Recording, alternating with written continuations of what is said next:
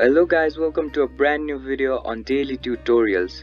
In today's video, I'm going to teach you some easy steps on how you can log in to the Bankwest. Before we start the video, don't forget to like, share and subscribe to the channel for more such useful tutorials. Without further ado, let's move on to the video. First of all, make sure that you're connected to the internet. Once you've made sure that you're connected to the internet, open up a web browser. Now, once the web browser is open up on your screen, type in www.bankwest.com.au and hit enter. After the home page of the Bankwest opens up on your screen, on the top right corner of your screen you'll see a login button. Go ahead and click on it. Once you click on the login button, a menu will pop up on your screen.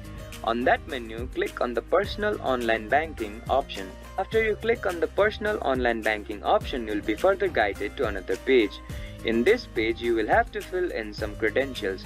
You will have to fill in your personal access number here, your password here, and then click on Login.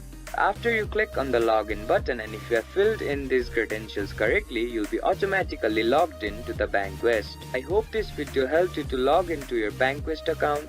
Don't forget to like, share and subscribe to the channel for more such useful tutorials. Thank you for watching.